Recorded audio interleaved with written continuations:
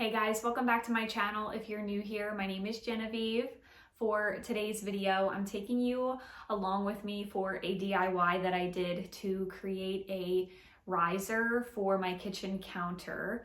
I have been browsing Pinterest and Etsy and looking online for a riser with turned legs that looked like old barn wood, that was long, and I just could not find anything I was looking for, so I decided to build one myself. So we are doing a little DIY to age some wood to make it look like antique old barn wood.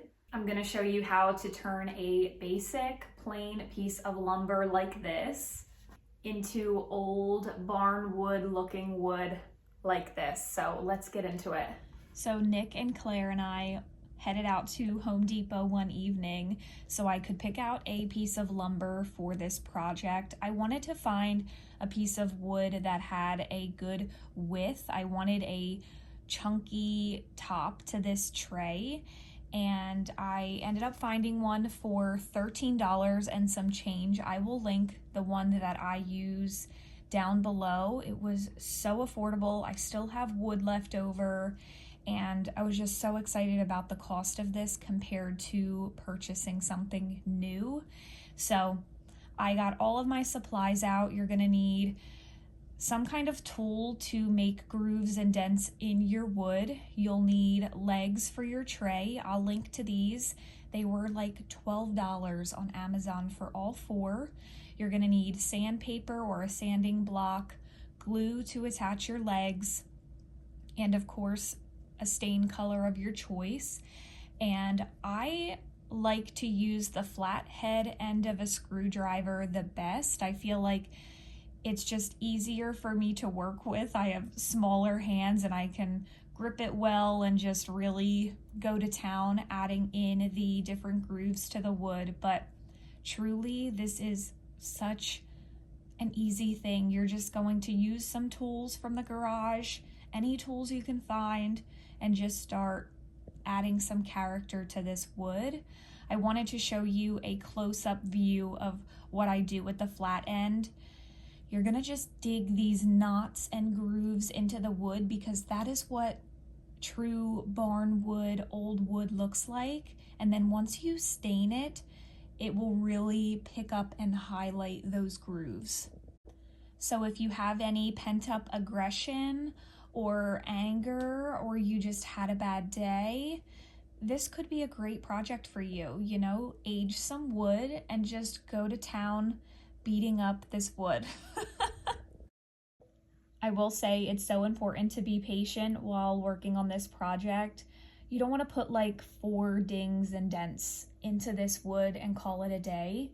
Set out some time where you can really focus on this project and add some different types of grooves and knots into it. This probably took me maybe 20 minutes to really get some character into this. Now, if I had done it outside and I could have really like smashed my hammer into this, it might have taken a little less time, but I was inside in the evening. I just put Claire down and I was not trying to wake her back up by slamming my hammer into this wood. But yeah, take your time and really give this piece some character. I gave the wood a really nice sanding just to get any loose splinters or anything like that, since I am going to be using this in the kitchen. And then you are going to go ahead and do the same thing on the legs. The legs were a lot harder to put dents in, probably because of the differing types of woods, but just try your best if you do end up buying those exact legs. But we are going to open up this stain and give this wood a really good coat. I only do 1 coat because I like just 1 coat of early American. I think that's beautiful. I love the color that produces, just 1 coat. But I'm going to show you a trick with Q-tips that is such a game changer when aging wood. So what you're going to do with your Q-tip is dip it right into the stain, and then you are going to go over any of those dings and dents that you made and saturate that area. Let it sit for a little, then you're going to wipe it away. It's just going to make the stain really soak into those grooves and enhance those areas. See how much darker they become when you wipe the stain away? And I feel like that is the key to really getting this aged old wood look, because you have the varying colors in the wood. So I'm showing an example here. These are all dings and dents that I made, but I didn't highlight them yet. So when you go over with just the regular coat of stain, it doesn't pick up all of those grooves. So filling them in with the stain, letting it sit for a little bit, and it's going to enhance those marks so much. And just so you can see, here is a before and an after of that area. If you do end up purchasing these legs from Amazon, I found that using a Q-tip to get into the grooves was the easiest way to stain those small detailed areas. It was really hard to fit the paper towel in there to, you know, stain these, but I just put some gloves on, used the Q-tip and a paper towel, and kind of rubbed it in between my hands, because these small items can be really hard to stain sometimes, but these turned out really easy to stain with the gloves on and using that Q-tip hack. So I'm just going ahead and staining all 4 of these, and then we will assemble the tray. I went out in my garage and hunted for any glue that I could find, so we are using some Gorilla Glue, and I'm just attaching a leg to each of the corners of the tray. And then I did set something on top for this to dry in the garage overnight, but I will say I would not recommend doing that. It made one of the legs move, so I would leave it flat side down just as this looks. Attach your legs and let them dry sticking up like this, because I flipped it over and put one of Nick's like tool containers on top, you'll see here in a second, and one of the legs was like displaced from the weight, so not a thumbs up, not a thumbs up, Jen.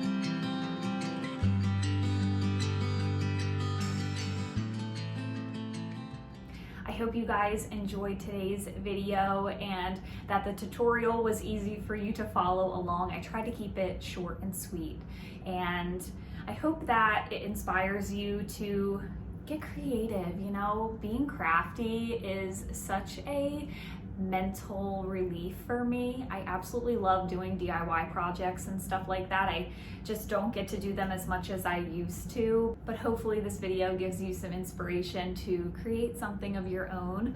I love this piece so much.